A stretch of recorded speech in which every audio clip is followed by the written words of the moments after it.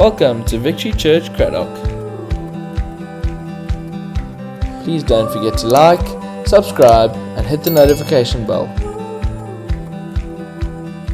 Before I start, I have a bit of a confession to make. I did not want to preach this message this afternoon. I was so excited when I saw the title Attitude, and when I went into the research of attitude, I felt God redirect me.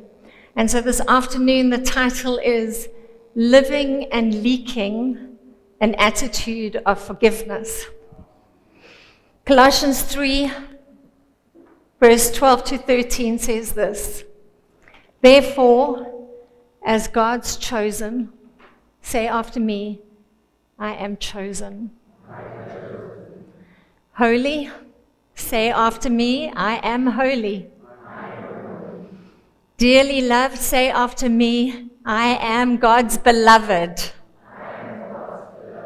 Clothe yourself means wrap yourself up in compassion, kindness, humility,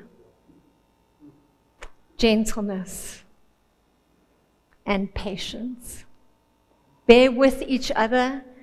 The Greek word there means like a load-bearing wall.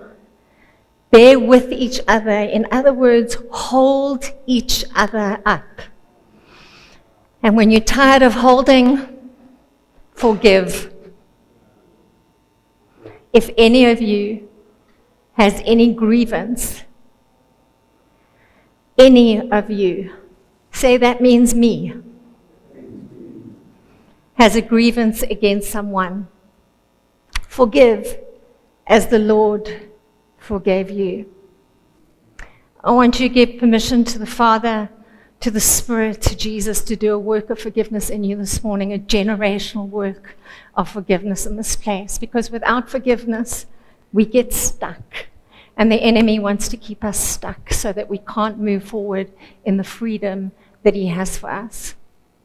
On the 13th of May in 1981, a man called Mehmed Ali Agha fired 4 shots in the St. Peter's Square in Rome. His target was Pope John Paul II. The Pope was 60 years old at the time. He was in full physical condition. And if you've seen the images from that day, you will see him holding a little girl just before the shots were fired. And she's got blonde curly hair. And he's in the back of a white vehicle that was affectionately called the Pope Mobile. It was an open back vehicle because he did not want anything, no protection, no barrier to get in the place of him and the people that he loved. One of the gunshots hit him in the abdomen. He fell into the arms of his secretary, and he was rushed to hospital, and his assassin was arrested. Before this event, the Pope was known as an advocate of forgiveness. Sometimes we endure events in our lives that challenge our beliefs. And it is in those times that we are forced to answer the question, do we want to do the difficult work, the good work, the beautiful work of putting into practice what we actually believe? You see, knowing about something is very different from actually putting it into practice. And that is why I love the title of this conference, because our attitudes are different than what we believe. You see, our attitudes leak into our conversations. They leak into our words. And if you ask my children, my attitude leaks into my facial expressions. Our attitude about something or about someone can be very different from our head knowledge about them. And Jesus did not just live with the knowledge of forgiveness. He lived with an attitude of forgiveness that leaked into his behavior, that even at the cross, when he was beaten, broken, and falsely accused, he said, Father, forgive them, for they do not know what they are doing. And in Philippians chapter 2, it says this, your attitude needs to be the same as Christ Jesus. Pope John Paul II was an advocate of forgiveness. He also had an attitude of forgiveness that leaked into his whole life. And within 4 days from his hospital bed, the Pope uttered these words, I pray for the brother who struck me, whom I have sincerely forgiven. Now, at first glance at the story, that might seem easy to utter those words from a hospital bed, right? The culprit has been arrested. Justice has been served. The world is listening to your words and watching your next move. And Pope John Paul II had many faults, but there was something about his life. His beliefs matched his outward behavior, especially in the area of forgiveness. And this is not easy when it comes to forgiveness. I love C.S. Lewis's honesty on the subject. He says this, everyone thinks forgiveness is a lovely idea until they have someone to forgive. Pope John Paul II not only decided to forgive, I've heard forgiveness taught from the pulpit, make a decision to forgive. But forgiveness is so much more than one had thought. Pope John Paul II did, as this verse said, he wrapped himself in compassion, gentleness, and love. And in 1983, the Pope requested a visit to the man who had attempted to kill him, who had been given a lifetime sentence. And there are images. The Pope requested that there was no audio of this event, but there are images of him, and he goes into the cell and he embraces the young man who had attempted to kill him. You see, forgiveness looks like something. It looks like the ability to go to a human being who has hurt you, who has attempted intentionally to bring destruction to you, and you can wrap your arms around them with an attitude of forgiveness. And this has an impact on the people around us. The Pope was in touch with Agga's family over the years, and 19 years later, at the Pope's request, this man was pardoned by the Italian president. When the Pope was sick, there is record that Agga sent a letter to the Pope wishing him well. They were in contact throughout the rest of his life. And it is recorded that Agga eventually converted to the same faith as the Pope 26 years after he had tried to kill him. You see, we are not called to philosophies and ideologies of grace and forgiveness, but we are called to an attitude and a lifestyle of grace and forgiveness that leaks into every single part of our lives and is integrated. Our Sunday morning experience is integrated into our families, into our workplaces, and especially into forgiving those that have hurt us. Now, I would have a good guess to say that there is not a single person in this room that has not been hurt in some way. Statistics indicate that 30% of all women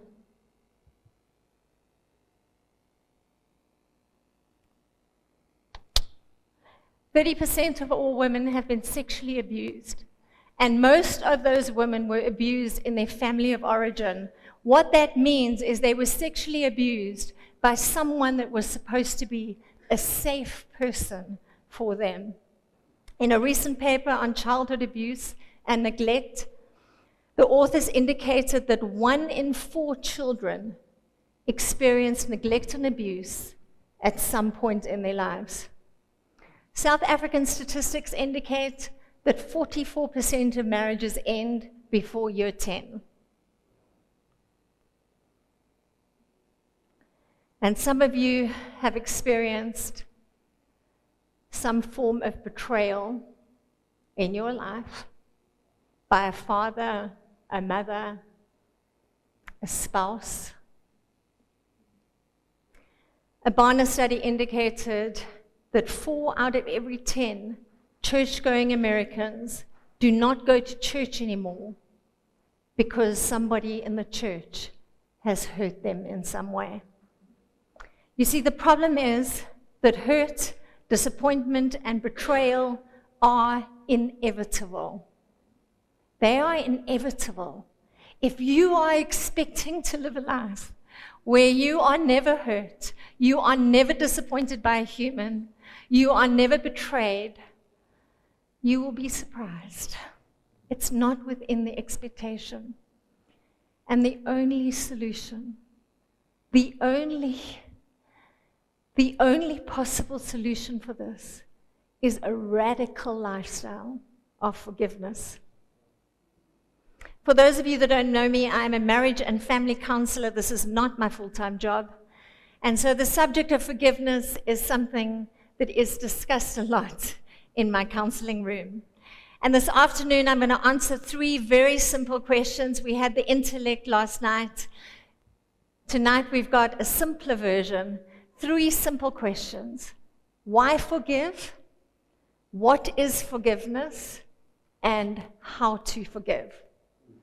In number 1, I'm hoping to explain sufficiently and to move each of you to forgive your past hurts, to recall them, to name them, and to let them go so that you can live in the freedom that today offers. In number 2, I'm going to try and explain sufficiently what forgiveness is and what it is not, from a biblical perspective and from a social science perspective from my field. And in number 3, I'm going to give you a tool to encourage you all towards forgiveness, because I have learned that when my husband does honeydews at home, honeydew this, honeydew that, if he doesn't have the right tool, it makes the task impossible. In fact, even with the right tool, it's kind of tricky. But mostly, I hope and pray that each one of us will be moved to action today. This is not something I'm going to talk about. This is something that I'm hoping you will participate in. And that His grace and mercy for you will be so tangible that as you accept His grace and mercy, out of that receiving, you will be able to extend His grace and mercy to others. So I know it's hot in here. I'm not sure if you're feeling as hot as I am. But number 1, why forgive? Time magazine featured this cover. Next slide. Go to the next one. Time magazine featured this cover. This is Pope John Paul II, and this is his assassin. And this is a question that is worth pondering. Why should we forgive? Well, psychologists suggest a number of good reasons to forgive. And if you can bring up the next slide. Forgiveness improves our relationships. The thing is, if the enemy can keep us isolated by holding bitterness and resentment, you will be ineffectual for the kingdom. And there are many people that have stayed away from God's calling for them because someone has offended them. Forgiveness, surprise, surprise, psychologists figured out, improves relationships. Imagine that. It also causes less anxiety, less stress, less hostility. Are any of you angry in the traffic? Anger is a tricky thing. To be angry at the right person at the right time for the right amount is a difficult thing. And sometimes your anger behind the steering wheel is not about the granny that is stalled in the middle of the road. It is about other things long ago that you have been holding and storing and not naming. But getting something out in the open is a powerful thing. Forgiveness also causes fewer symptoms of depression. Forgiveness, believe it or not, increases your self-esteem. Imagine that. When you stop judging others, you feel better about yourself. It also strengthens your immune system. Bitterness is the scariest thing I have ever encountered. The spirit of bitterness, when it gets root, it is a dangerous thing. And I believe the root of that is a lack of forgiveness. It lowers your blood pressure. Wow. It improves your heart health. Imagine that. And you'll notice that all of these reasons to forgive are for your personal gain, right? And you've heard that thing. If you don't forgive, it's like swallowing the poison that was meant for somebody else. But you know what? Forgiveness is actually not for your personal benefit. Because forgiveness is actually a biblical theme. The Bible is one long story of a heavenly Father forgiving his children. And it has many sub-stories of God's chosen and dearly loved children forgiving his other chosen and dearly loved children in the same way that he has forgiven his chosen and dearly loved children. That's the story. Forgiveness, forgiveness, forgiveness, forgiveness. And there are ample examples of this theme. I love the story of Esau and Jacob. Jacob, who cheated his brother out of his birthright. And when they met again, Esau threw his arms around his brother. The story of Joseph and his brothers. Joseph is sold into slavery. You guys think you've got family problems. So I sense that there are people in the room that feel as if by the choices that their parents made for them. And you're going to need to forgive today. Because Joseph said years later, what was meant for harm, God meant for good. In the New Testament, we've got Stephen, who while being stoned, in his last breath, he says, Lord, do not hold the sin against them. And the most important, of course, is Jesus, who died on the cross so that we would have eternal life. And just before he dies, he says, Father, forgive them, for they do not know what they are doing. You see, radical forgiveness replicates the attitude of Christ. Christ did not forgive for his personal health benefits. There was no benefit for him to go to the cross, beaten and broken and despised and shamed. No personal benefit. The only reason he went to the cross was for the benefit of you. And that is why we forgive. Because to live in a world without forgiveness is not a place that is tolerable, not for the offended or for the offender. Let's replicate the attitude of Christ. So that now I've convinced all of you that we need to forgive. What exactly is forgiveness? Interestingly, there is only one English word for forgiveness in the Bible, but there are 7 different Greek and Hebrew words that are interpreted.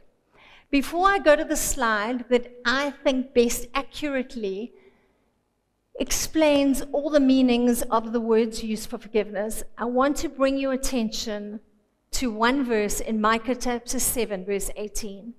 And it says this: "Who is a God like you, who pardons sin and forgives the transgressions of the remnant of his inheritance? You do not stay angry forever, but delight to show mercy." God delights in showing you mercy. Whatever it is that you are guilty of, God delights in showing mercy.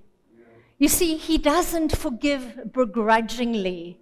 He delights in showing mercy. Now, I delight in receiving gifts. I delight in it. God delights. God delights in showing you mercy. You do not have to carry your stuff because God delights in showing you mercy. Now, as I speak these Hebrew and Greek words, I want you to understand them, that as God does this to you, he delights in it. You are not twisting his arm to do these things. He delights in every aspect of these words for forgiveness. God delights in taking away your sin, iniquity, and transgressions. He delights in canceling your debt. He delights in sending away your debts and sins. He delights in the remission of your guilt. He delights in canceling your punishment. He delights in releasing you from the obligation that you owe. He delights in removing the guilt from wrongdoing. This is not theory. This is not something that you need to know about. This is something that you need to allow God to deposit in your heart this afternoon. He delights in this. Now, forgiveness from social science is interesting. If you guys can go to the next slide, please. Forgiveness is not forgetting the event. You see, some people think that if we forgive, we have some kind of lobotomy, and it removes the memory of the person that wronged us. Forgiveness is not forgetting. And the enemy likes to say to you when you remember the event and when you are triggered by those memories, you see, you haven't really forgiven. No, you can forgive and still remember what was done to you. Forgiveness does not mean that you minimize the hurt. In fact, forgiveness means that you recall the hurt. You know it's hurt. That's why you're forgiving. You are not minimizing it. You are feeling the hurt and you are letting go of the debt. Forgiveness also does not mean that you trust the offender. There is a difference between forgiveness and trust. And it's important that as you go through the process of forgiveness, it does not mean that you trust the person completely. Forgiveness does not mean that you pretend that it didn't take place. You know it took place. That's why you are forgiving. And forgiveness does not mean that the offender is held legally responsible. Everett Worthington is a Christian psychologist, and he's an expert on forgiveness. And I'm going to introduce you to more of his concepts later. But he speaks about 2 components of forgiveness that I believe are the best biblical interpretation of what it means to forgive and to wrap yourself in compassion. And he says that forgiveness has got two components. The first one is what he calls decisional forgiveness. The definition of decisional forgiveness from Worthington is this: deciding to forgive a personal offense and we forget to do this part, letting go of the angry, resentful thoughts and feelings towards the person who wronged you. This is why Esau could wrap his arms around his brother. This is why the Pope could go into the presence of his would-be assassin and wrap his arms around him in love, because he let go of the anger and the resentment towards the person. Now, emotional forgiveness, I absolutely love this part. It means to replace your negative feelings of the person with positive ones, like compassion, sympathy, and empathy. Emotional forgiveness is what stops that conversation that you have with your offender in the shower. Do you guys have those conversations, or is it only me? Where you converse with a person over and over and over and over again. It's called rumination in psychology. We ruminate on the event. When we replace those feelings, what I've learned in forgiveness is to pray blessing instead. Every time that I'm triggered, I ask for God to bless that family, to bless that person, to bring honor, to bring financial blessing, to bless their children, to surround them, and to make them shine in their lives. And it's amazing how powerful that is, because the triggers dissipate quite quickly when you use it for Jesus' glory. So the last one is how to forgive, and I'm going to spend a little bit of time here. Now, there are many models from psychology on how to forgive. So this is what we call a tool for forgiveness. And this is a simple tool called the REACH model, how to reach for forgiveness. And this is from Everett Worthington, and he explains this.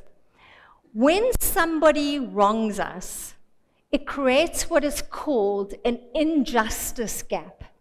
You see, God is a just God, and we are created in the image of God. And so every single one of us in our DNA has a sense of justice. When we are wronged and things are unfair, we feel as if it is unjust.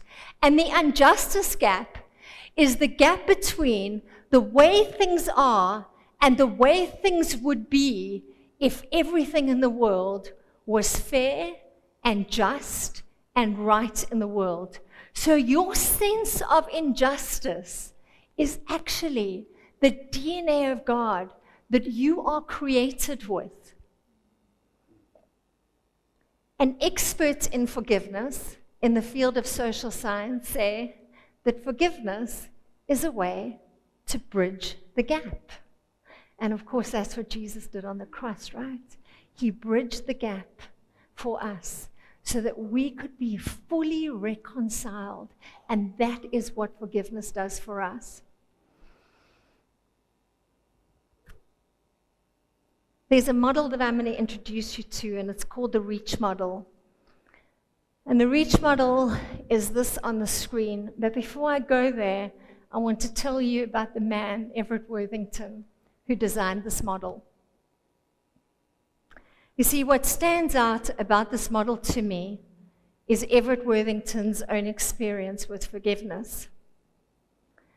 On a New Year's Day, Everett Worthington's elderly mother was found brutally murdered and violated in her home. And at that time, he was working on his lifelong research on forgiveness. Sometimes we endure events that challenge the very core of our beliefs. It is in those times that we need to answer the question, are our beliefs merely head knowledge, Or are we willing to do the difficult work, the good work, the God work of putting into practice what we actually believe? And so this model is so much more than a model. It is a model that has been lived and applied by a man that has done his own journey. Worthington explains in the Reach model, the first thing that we need to do is recall the hurt. There are many of you in this room that have been desperately hurt. I want you to recall the hurt right now. I want you to think about it. You are picturing a person. I want you to quietly name your hurt. I remember the first time that I did this, I was at a church in Australia at a Hillsong conference, and Casey Treat's wife, Wendy, spoke on forgiveness. And she suggested that each of us go home and recall our hurts. Now, I had been a believer for a long time at that point.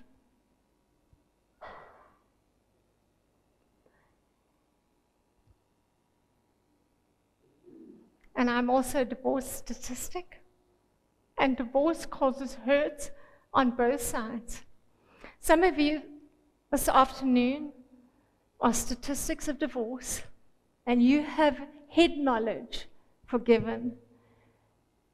But your attitude towards the ex leaks in your language. You need to recall the hurt this morning, this afternoon. And that night, I spent almost the whole night at my bedside kneeling, recalling all the hurt, going through it one by one. And there was a particular person in my childhood that I had head knowledge forgiven, but I hadn't recalled the impact of the damage that that person had done. And as I was on my knees at my bed, I recalled what had happened to me. And I asked Jesus to visit me in that place and heal the parts of me that had not been healed, that were impacting my life, and I could see the result of it. And what was fascinating was years and years later, I saw that person. And I ran up to the person, wrapped my arms around them, and had actually forgotten what had been done. And as I walked away from that encounter, I realized that forgiveness is a work that only Jesus can do in your heart. You have a part to do, but He does the real work behind the scenes. And I pray that today would be a beginning of, as you recall the hurt, as you let it go, that God does the hard work, the real work towards the person. The next one is to empathize with our offender. Empathy is putting yourself in the person's place and seeing things from their view. A while back, I had a client who came for marriage counseling. Him and his wife came. And sure, second session. This is being recorded in. Anyway, I have permission to share his story. I asked him in the moment if I could. He absolutely lost it. He was dealing with such anger issues. And we couldn't carry on with the counseling until he had dealt with his anger. So I booked a session with him on his own without his wife. And the next week he came in and we did this empathy thing. The first thing that he did was he recalled the hurts of his father who had neglected and abused him. And the abuse was astronomical. And he sat, and he's a big man, and he wept in the chair as he recalled the hurt. And then we did an interesting thing. We swapped places. So we pretended, first of all, that he spoke to his father. His father obviously wasn't in the room. And he recalled the hurt, and he told his father how much he had been hurt. And then we swapped places. and he began to speak for his father. And as he began to speak for his father, he recalled his father's childhood, abuse, and neglect.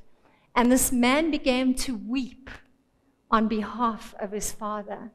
And this empathy moved him to the next step, which is to offer forgiveness as an altruistic gift. You see, nobody deserves your forgiveness. They don't earn it. They don't need to ask for it. They don't need to say sorry. Forgiveness is an altruistic gift. That means it is free. We give it for free. And after this man had empathized with his father, he was able to acknowledge the gift of forgiveness that he had received. Now, what I quite like to do if I'm battling to forgive is I start to recall all the things that I am guilty of, that I have not faced the cost of my choices.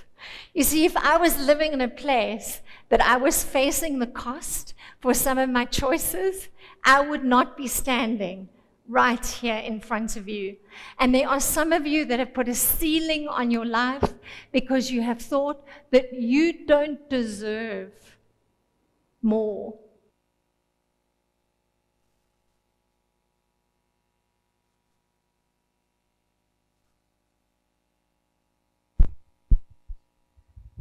Because of the choice that you have made. There are people here that are divorced. You have had ceilings spoken over you. I am living, breathing proof that divorce does not put a ceiling on you.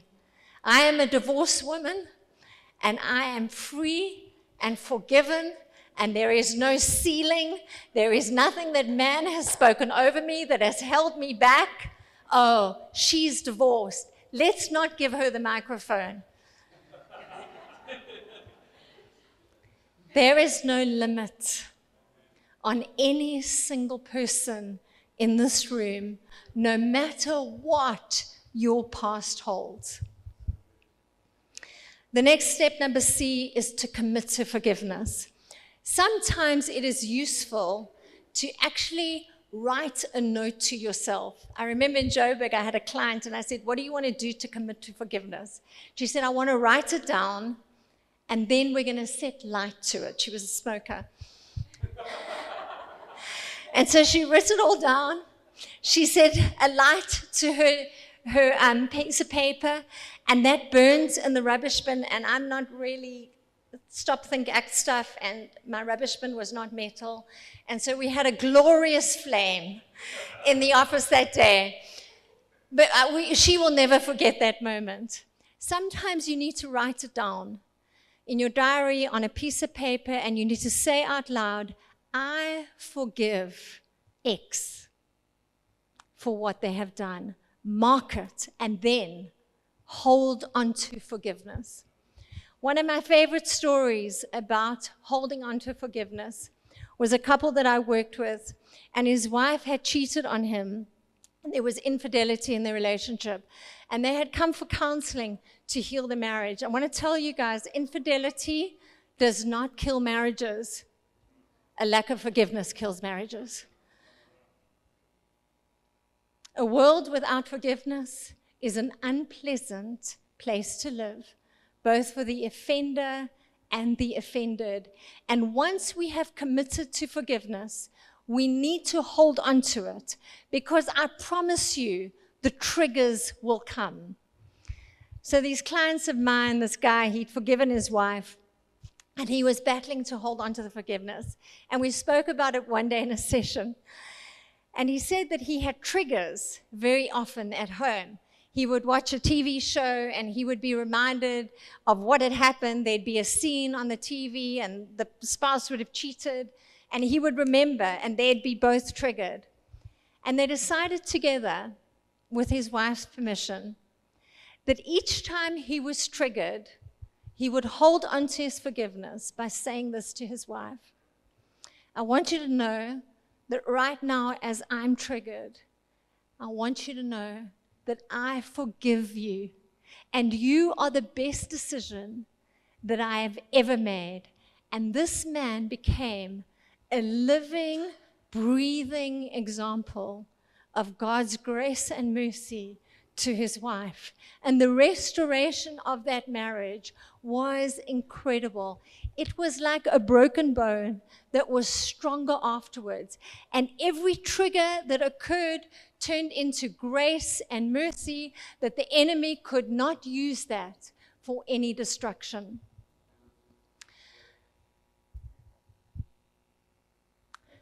If the enemy can keep you stuck in unforgiveness, he can keep you stuck in everything that he's called you to.